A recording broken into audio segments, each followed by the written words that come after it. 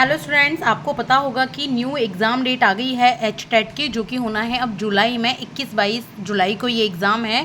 ठीक है, तो जुलाई तक हमारे पास कितने दिन बचे हैं उसकी मैं आपके साथ स्ट्रेटजी, सिलेबस के साथ आप कैसे तैयारी करेंगे, वो सारे टिप्स मैं आपको आज बताने वाली हूँ। बहुत ही छोटी क्लास रहेगी, बहुत ही छोटी, आपकी सिर्फ स्ट्रेटजी वीडियो है आपकी। तो आपके एग्ज़ाम में बस आप मान लीजिए कि रह गए हैं 60 डेज़। हम इनको सीधे सीधे 60 डेज़ बोल लेते हैं। 60 डेज़ वैसे रहे नहीं है, आज 23rd डे है, कोई बात नहीं, 60 डेज़ हम मान लेते हैं। अभी मई चल रहा है, जून और जुलाई आपके पास है। तो आप कैसे तैयारी करेंगे?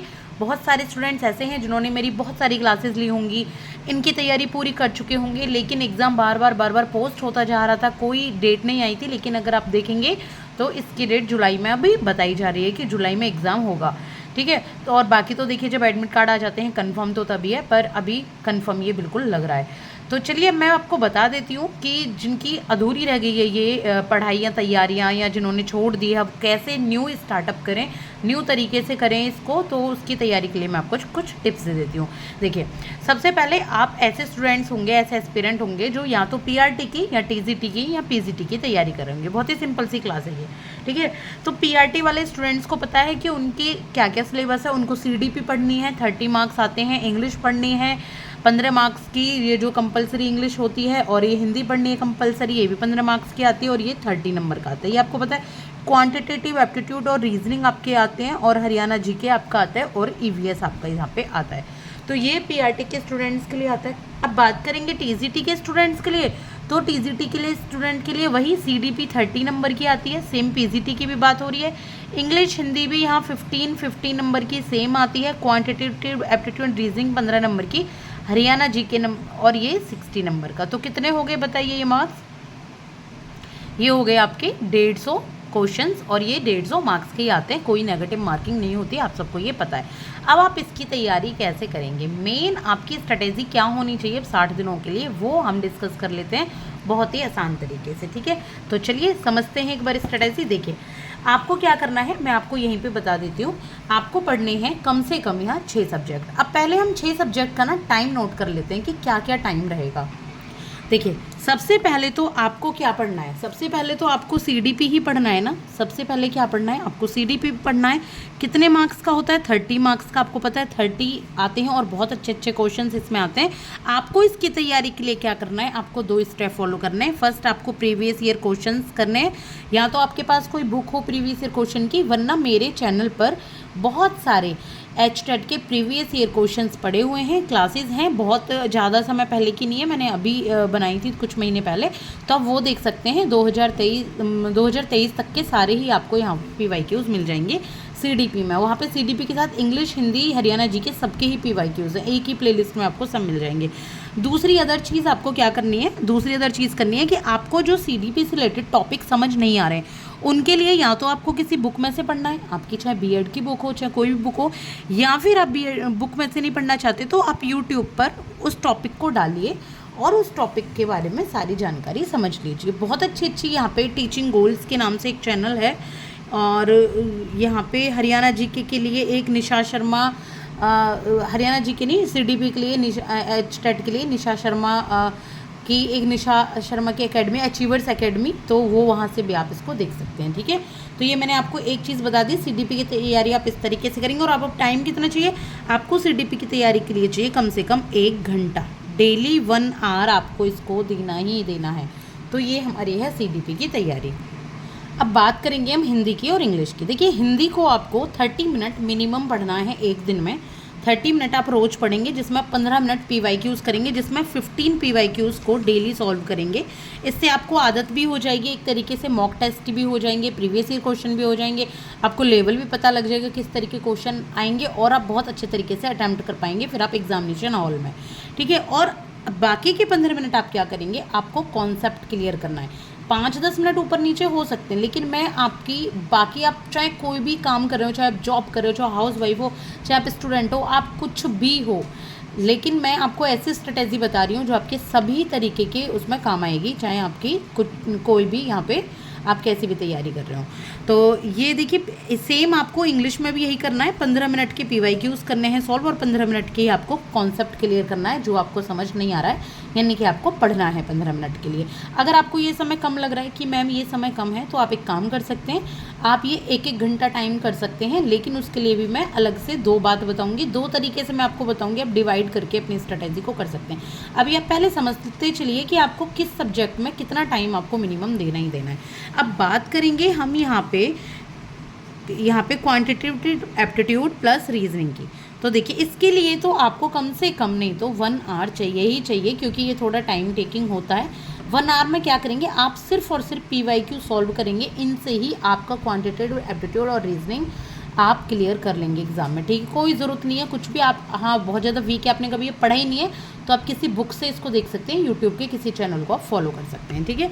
इसके बाद बात करेंगे यहाँ पे हरियाणा जीके की। तो हरियाणा जीके को आपको इसमें देखिए करंट अफेयर्स बहुत ज़्यादा आता है, तो आपको करंट अफेयर्स के साथ पढ़ना है। करंट अफेयर्स मैंने बहुत सारा अपनी क्लासेज में शॉर्ट्स में भी कराया हुआ है, वहाँ पे भी देख सकते हैं। हरियाणा जीके अलग से करा रखा है, वरना आपके पास कोई बुक हो तो आप वहाँ से कर सकते हैं। तो आपको इसको कम से कम 30 मिनट पढ़ना है, जिसमें करंट अफेयर भी होना चाहिए प्लस स्टैटिक हरियाणा होना चाहिए।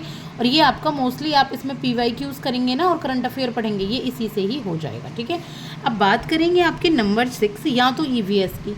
इसको आपको 1 घंटा देना है EVS को, या फिर आपका सब्जेक्ट, ठीक है, तो इसको भी कम से कम 1 घंटा या फिर आपको 1.5 घंटा देना है, जिसमें आधे घंटे में तो आप 30 मिनट में तो आप PYQ सॉल्व करेंगे और बाकी 1 आवर आप इसको पढ़ेंगे, यानी कि इसको स्टडी करेंगे इसके बारे में। अब भाई कैसे करेंगे, ये तो हो गए। अब कितने घंटे हो गए बताइए आप। देखिए 1 घंटा CDP को दोगे, आधा घंटा हिंदी को, आधा घंटा इंग्लिश को, कितने हो गए 2 घंटे, 3 घंटे हो गए। यहाँ पे 3.5 घंटे हो गए और यहाँ पे आपके 4.5, यानी कि एक तरीके से 5 घंटे आप मान लो। 5 घंटे आपको डेली स्टडी करनी है। अब टाइम कैसे निकालोगे भाई, टाइम निकालोगे आप अपने तरीके से। अगर आप हाउसवाइफ हो तो आप दोपहर का टाइम निकालो, सुबह जल्दी उठने का टाइम निकालो, या रात को थोड़ा लेट पढ़ने का टाइम निकालो अपने अकॉर्डिंग।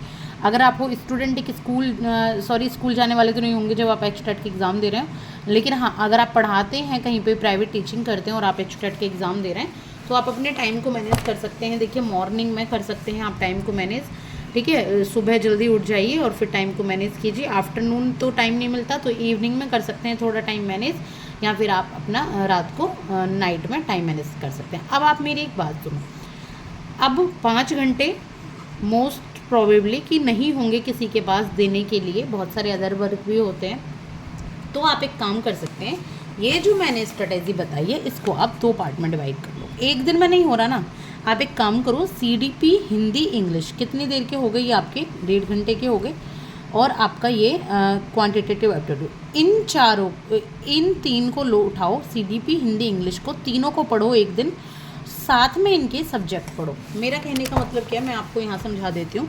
जैसे आपका CDP है, हिंदी है और इंग्लिश है, ठीक है, और साथ में अपना इनके संग पेयर बना लो आप अपने सब्जेक्ट का।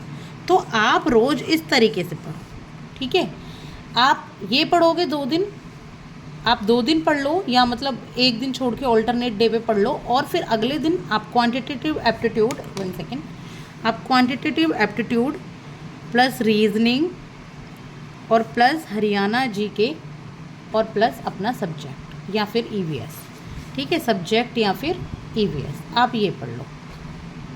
तो इन दोनों में से ही आप कोई भी यहाँ पे पेयर कर सकते हो, या आप रोज़ पढ़ सकते हो, नहीं है पॉसिबल, कन्फ्यूजन सी हो जाती है। तो आप अब क्या करोगे, देखिए आप किस तरीके से बनाओगे प्लान। आप बनाओगे कि आज है यहाँ पे 23 डेट है, चलो आज का दिन निकल गया, प्लान बनाओ, करो किस तरीके से कर सकते हो। अब आप करो 24, 25 एंड 26 को आपको CDP हिंदी इंग्लिश प्लस अपना सब्जेक्ट पढ़ना है, ठीक है। अब बनाओ आप 27, 28, 29 को आपको क्या पढ़ना है, QA, रीजनिंग, हरियाणा जीके और फिर अपना प्लस में सब्जेक्ट पढ़ना है। आप इनको 2-2 दिन के गैप में भी बना सकते हो, 3-3 दिन के गैप में भी बना सकते हो, पर प्लीज़ बहुत ज़्यादा लंबा गैप मत देना, हफ्ता वगैरह मत देना, क्योंकि अगर आप 1 हफ्ता दोगे ना तो इससे आप पुरानी चीज़ें भूल जाओगे। अगर अब आपको करना भी क्या है, आप एक बात और ध्यान रखोगे, मोस्ट इंपॉर्टेंट इज़ रिवीजन। चाहे आप PYQs का कर रहे हो, PYQs में जो नहीं आता उसके नोट्स बनाओ। जैसे मान लीजिए कोई थ्योरी है, इंटेलिजेंस थ्योरी, आपको नहीं पता वो किसने दिया है, कौन है वो, और उसमें क्वेश्चन आ गया, ठीक है, तो उसको लिख लो, उसके नोट बनाओ, ठीक है, कि ये मुझे नहीं आती, उसके नोट आप लिखो और उसको लर्न करो। इस तरीके से आपका ना एक पेज का एक नोट तैयार हो जाएगा, एग्जाम तक आप एक बार रिवाइज करके उसको चले जाएंगे, ठीक है। और दूसरी में क्या करती है, रिवीजन में आपको क्या करना है, अब 24, 25, 26 को जब आप इन्हें पढ़ रहे हैं, ठीक है, आपने ये पढ़ लिए, अब 27, 28, 29 को जब आप इन्हें पढ़ोगे ना तो आप इन्हें भूलोगे नहीं। क्या करना है आपको इन्हें अलग से आधा 1 घंटा रिवीजन का देना है, जो भी आपने नया पढ़ा है। नए पढ़ने के लिए एक छोटी सी नोटबुक बना लो, बहुत पतली सी नोटबुक बना लो। उस पतली सी नोटबुक में आपको अपने नोट्स बना लेने हैं। ऊपर एक ऐसे करके यहाँ डालो हिंदी, ठीक है, एक पेज पे हिंदी डालो, एक पेज पे इंग्लिश डालो, एक पेज पे हरियाणा जीके डालो, जो भी आपको नया मिल रहा है, एक पेज पे क्यूए डालो, चाहे कोई फॉर्मूला लिखना हो, एक पेज पर रीजनिंग डालो, इसका भी बहुत सारे फॉर्मूले होते हैं। तो मान लो आपको हिंदी में कुछ भी नोट्स बनाने हैं, हिंदी में आपने कोई नई चीज़ पढ़ी है, तो हिंदी में नई चीज़ पढ़ी है तो उसको आप इस तरीके से एक पेज पर लिखते जाओ। एग्ज़ाम तक देखना आपके 2-3 पेज फिल हो जाएंगे हिंदी के, और फिर उसके रिवाइज करके जाओ। इंग्लिश में कुछ नया मिला है तो यहाँ कोई सिनोनियम है, एंटोनियम है, कुछ भी आप नोट्स बना लो। हरियाणा जीके के तो आपके काफ़ी अच्छे नोट्स तैयार हो जाएंगे, प्लस करंट अफेयर के साथ। क्यूए के कुछ फॉर्मूले एक पेज पे लिख लो। तो एक बहुत ही पतली सी नोटबुक ले लो, कोई डायरी ले लो, उसमें ये नोट्स बना लो और इन्हें डेली की डेली लिखते चलो। देखिए एचटेट एग्ज़ाम इतना हार्ड नहीं है, इतना कॉम्प्लेक्स नहीं कि आप उसे दे ना पाओ, आप इसको पर 2 बार क्यों देना, क्यों 2 बार किसी भी एग्ज़ाम की तैयारी करनी, एक ही बार में क्लियर करके चलो ना। तो एक ही बार में क्लियर करके चलो। My best wishes is with all of you.